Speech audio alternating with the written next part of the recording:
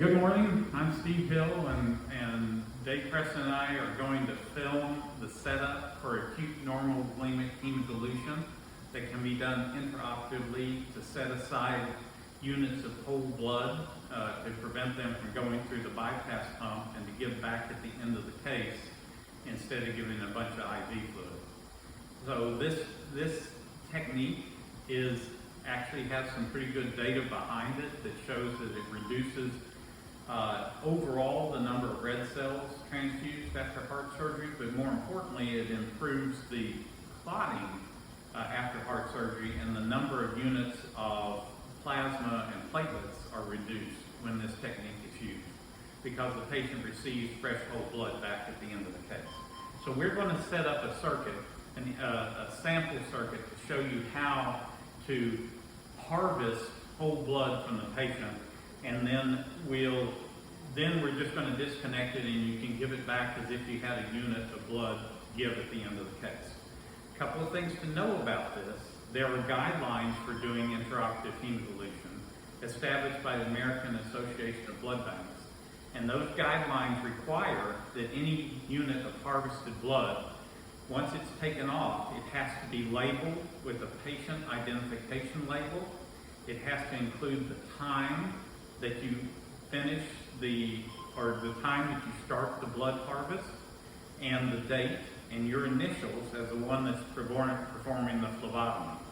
The unit of blood is stored at room temperature. It needs to be at a minimum inverted once every 10 minutes to prevent the buffy coat from separating and the platelets getting too close to one another and activating each other.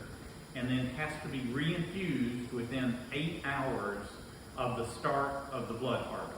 So you have to have your time and date, initials, and the patient label on that unit of blood before it meets guidelines for reinfusion to the patient. So we're going to set up the circuit now, and I'll show you how this works. The first thing you need to do is to set up a three-way stopcock that allows you to drain out and can be used to reinfuse. Now, we're not setting this circuit up for a patient who's a Jehovah's Witness. That's a much more complex circuit because everything has to be kept in a complete loop or in a closed loop. But when you're just doing hemodilution, the circuit is much simpler. So if you take a bag of fluid, just regular IV fluid, this is going to be our flush line and our line that we're going to provide fluid through if we need to. We're just going to hang this up here. Hope David's phone doesn't run out of space. But it's a simple process. We're going to flush this through so everything is fluid filled. Because remember, we're going to be draining backwards through the circuit, so we can't have any air in the tubing that we're draining back, or else we may have to get it out of the tubing in the future. So let's get our bubbles out.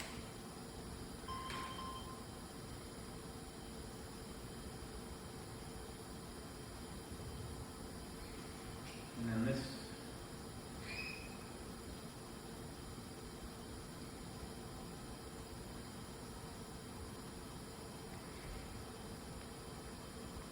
Now what we're going to do here is we're going to insert our three-way stopcock in the middle of this circuit.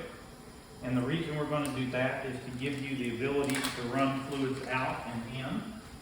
If you're doing a Jehovah's Witness, it's very important to have several different stopcocks in line. Here, we could set this up as if we were doing a Jehovah's Witness, but for now we're just going to use 2 of these ports instead of 4. If you're doing hemodilution Jehovah's Witness, you need to have an outline and an inline for each 2 bags that you remove in a JW, and sometimes we'll take off up to 4 bags of whole blood in a Jehovah's Witness patient. And so you need multiple stopcocks as inlines and outlines because you cannot separate and disconnect in the Jehovah's Witness, or that's considered blood that has been separated and can't be given back. So this is your initial volume line. For that, when you attach this to the patient, you're going to drain from a central line. We're going to get rid of this piece of tubing because every piece of tubing that's in line requires more time for the blood to get to the hemodilution bag. So it's not anticoagulated. So you want to get rid of this piece of extra tubing. So at this point, we're going to shut that off and we're going to get rid of this tubing as if we were connecting it to the patient. And then we would connect this patient to the central line that the patient has. We're using a bag of colored fluid to represent the patient's blood, so that we now have the three-way stopcock connected to the patient's blood, and we should be ready to go. Now, the next thing that you have to do is you have to set up your drain line. Used to be the hemodilution bags had a drain line that connected directly to this Y port. And this Y port, Dave's got other pictures of this. Sorry, pick up the wrong thing. This Y port is simply and I would recommend when you're doing this that you obviously be wearing sterile gloves. So let me set a good, or at least clean gloves. Let me set a good example of those gloves on. Because you will be touching things that will be connected to the patient.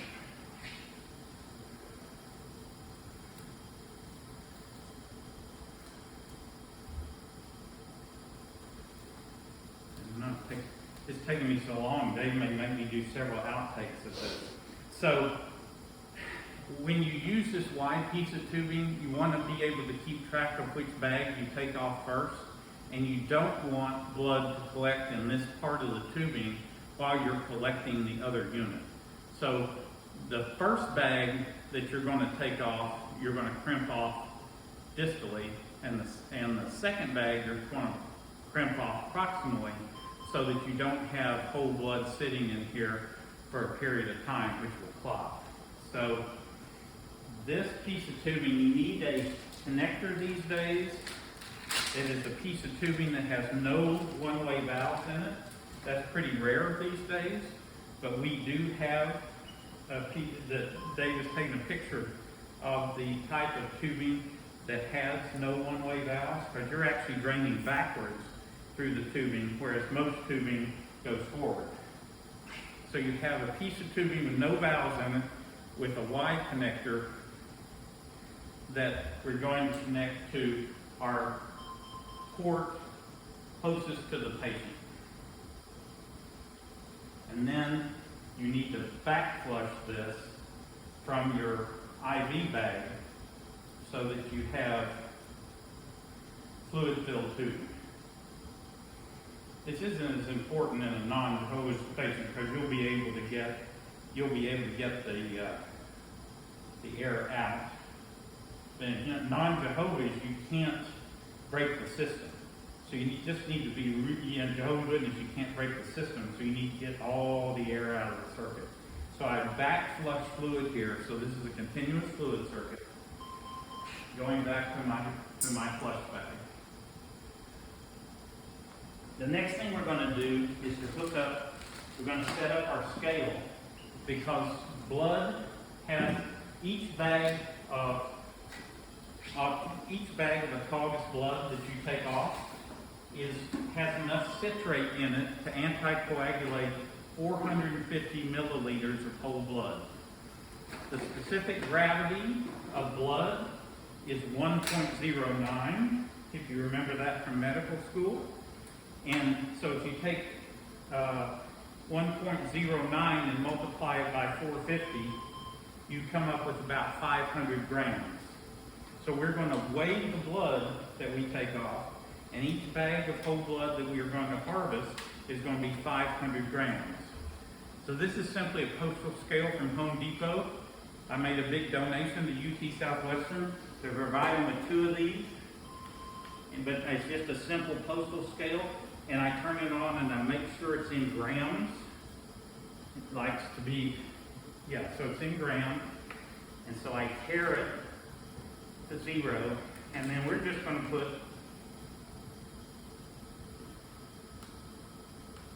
We're just going to put 500 grams in each bag. That is in grams. Carrot. Okay.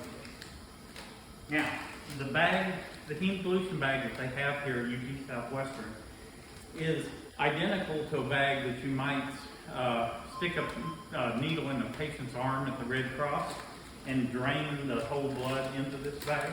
It's in a sterile pouch. And inside there's another pouch. And like I said, it's a little hard to use for this because the drain line for this bag has a needle on the end of it. Now I've seen people stick this needle through a stopcock injector port of a stopcock and drain that way, but the drainage is quite slow if you do that. And remember, until this blood drains out of the patient and gets down to the bag, it's not anticoagulated. So I recommend that we use this sort of setup, which plugs directly into one of these 2 ports of the citrate bag. The other port can be used to transfuse the blood back to the patient. So the system still works. The only problem with this is you have about 10 to 12 milliliters of citrate in this tubing.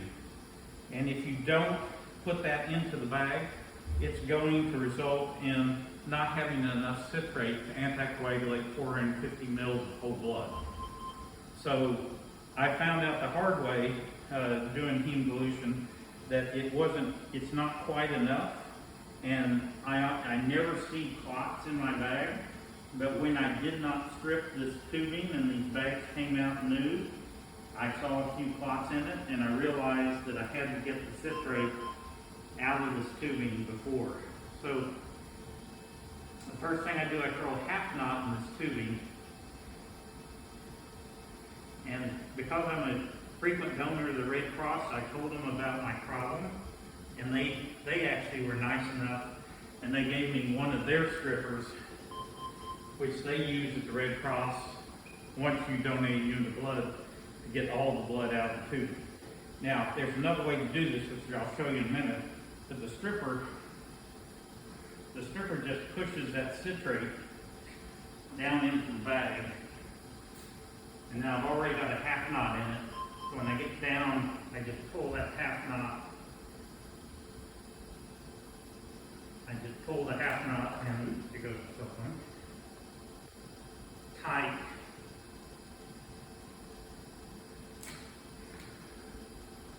And then all my citrate is out of the tube. And then I'll knot it another time or two to make sure that that citrate doesn't escape.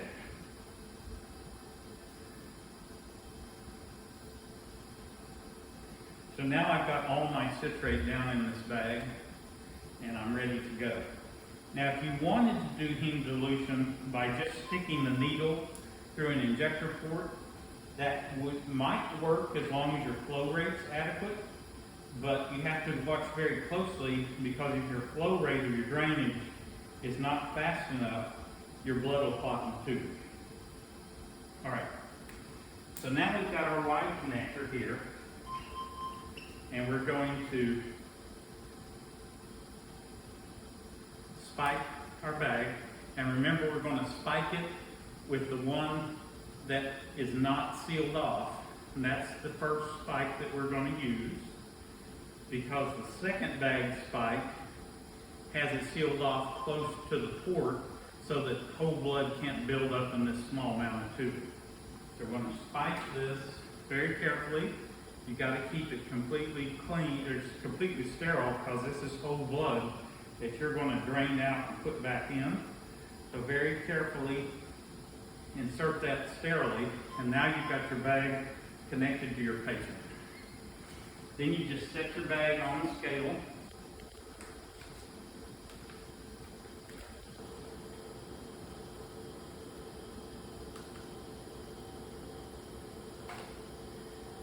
and the bag weighs 98 grams. So it doesn't matter what it weighs, but well, now it's saying 100. So we're going to go to 600 grams to take a full unit of whole blood off. Now, if you don't have one of these strippers like I have, the other thing that you can do, the old-fashioned way to do this is to take a 20 cc syringe and just start up on the 20 cc syringe and just wrap the tubing tightly all the way down to squish the fluid out of the tubing, and you accomplish the same thing as I do with my stripper. So if you don't have a stripper, this takes a few minutes longer, but it's not too bad.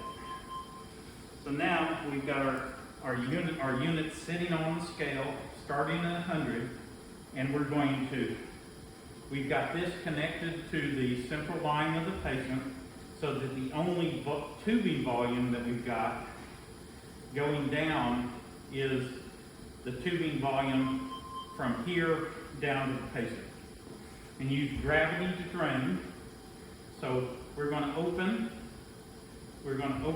to the patient, and then we're going to open the stopcock to allow the fluid to drain down into the bag.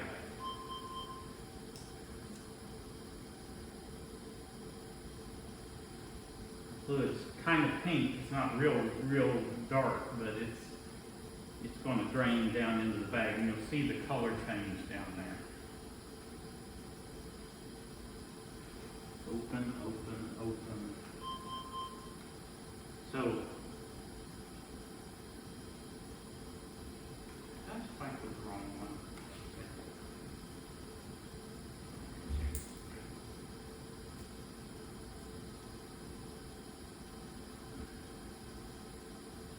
Now we're open to the bag.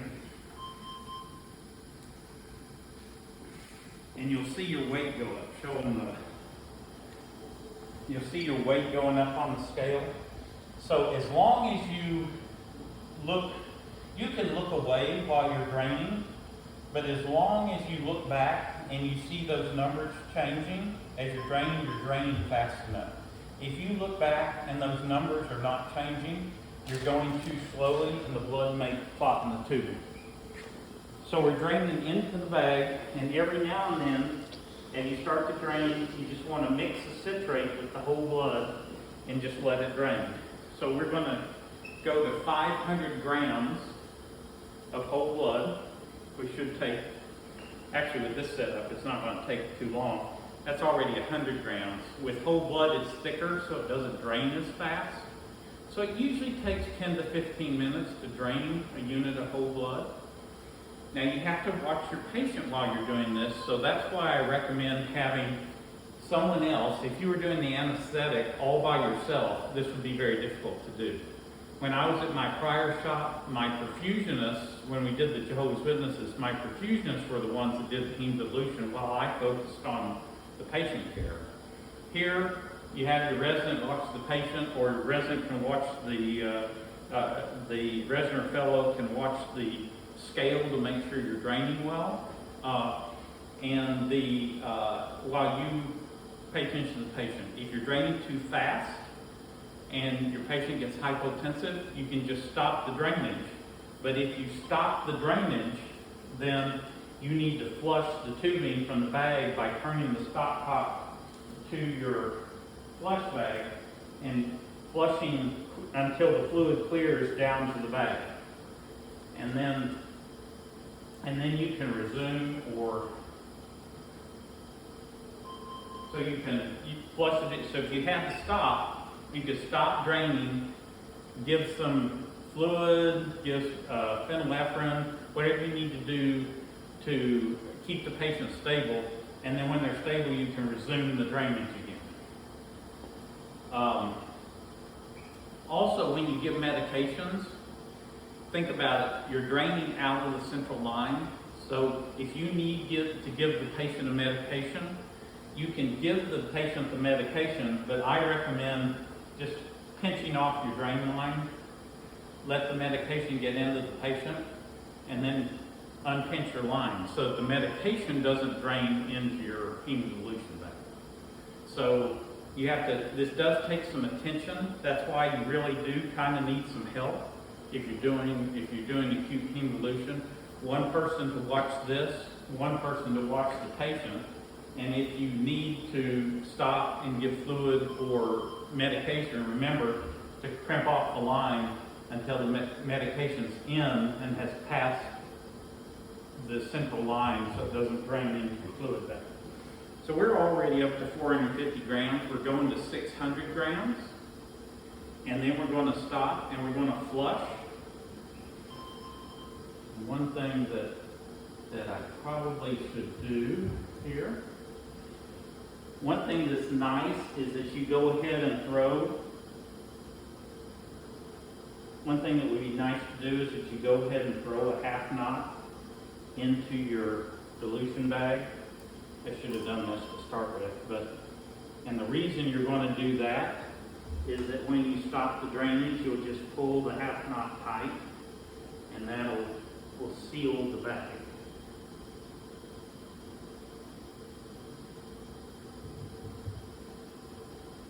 So I stopped it for just a second, not long enough to cause a clot problem. But yeah, I just threw a half knot in here to allow me to seal this bag rapidly at the end. So at 508, we're going to 600, and at 600,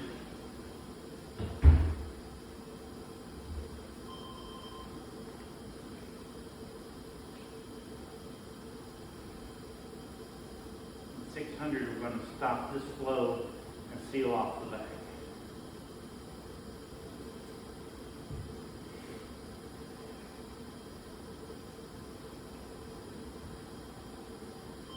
So 570. Now you can seal off the bag any way you want to. I just throw a half knot. You could also use your crimp, but I never depend upon one tie. So now we've hit 600.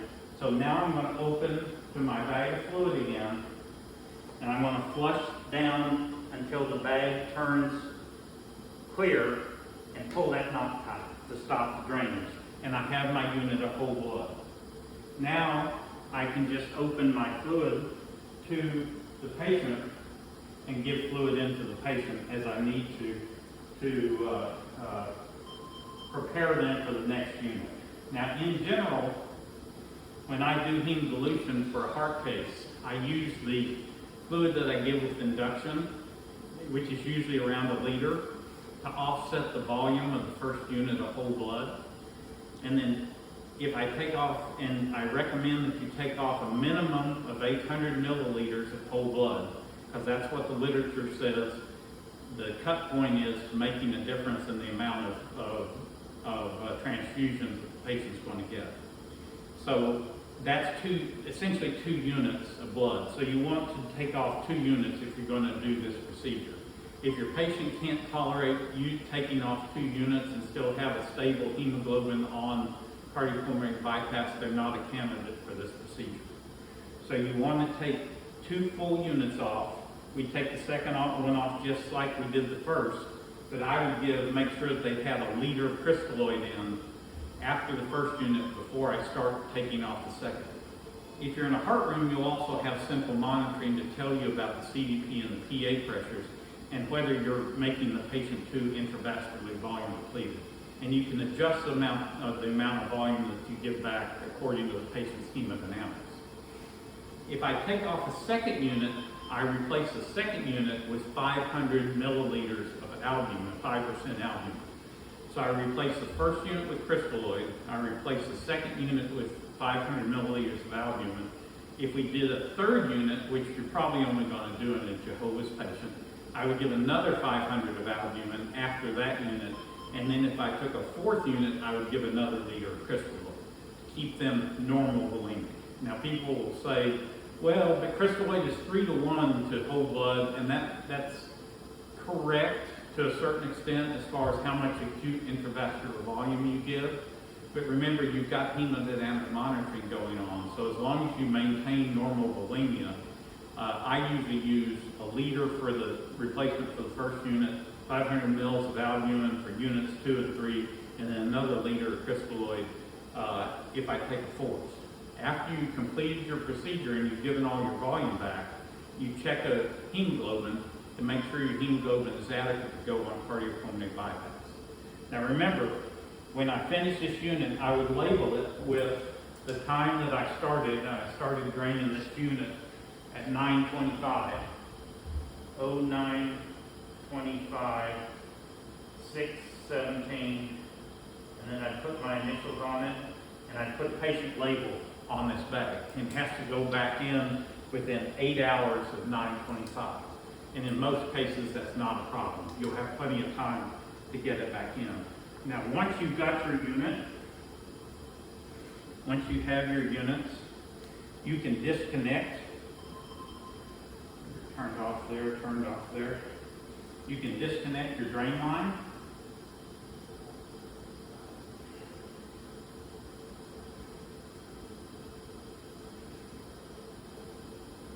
I usually crimp it off. Remember, I never trust one tie or one crimp to stop flow. I always use at least two. Cap this off. And you can lay it on your counter. You can lay it on your counter. You've got a unit of whole blood here. And just once every 10 minutes, just turn it over. I used to use a shaker for this, a rotator like they use in platelets, but I found that that doesn't work as well for whole blood, because while it keeps the blood mixed in a circle, it doesn't keep the buffy coat from separating from the red cells. And the red cells will still sink, and your buffy coat will rise to the top. Your platelets will get too concentrated and they'll activate each other at room temperature. So once every 10 minutes, I just turn the bag. As long as I've got enough citrate in there, it's not going to clot. It keeps it well enough mixed, and it keeps my buffy coat from activating the platelets. When you're ready to give back, you just use this other port here. You put your transfusion return line on, just like you're giving any other unit of whole blood, and you administer it to the patient. Now, I would recommend not taking this to the ICU. Certainly don't take it to the ICU without it being connected to the patient, because you're going to have a hard time getting the nurse in the ICU to hook up a unit of blood that's not from the blood bank, because they can't barcode it and they can't read it. So this really is an intraoperative procedure, and you need to get this blood back into the patient before the end of the case, or at least have it hanging and dripping before the end of the case, so that you don't take it and hand it to the nurse in the ICU and say, hey, give this, because that's not going to happen. They're going to have to throw it out. So that's really how you do acute normovolemic hemodilution, and if you do it correctly and pay attention to it, it's a very safe procedure. But if you don't pay attention while you're doing it, you don't drain fast enough, you don't use the proper port on a central line, then you can get clots in the tubing and you can get blood that you can't really give back. So, like I said, there's a learning curve to this. This is much simpler than the closed circuit used for a Jehovah's Witness, but it still requires a bit of attention. Thank you very much.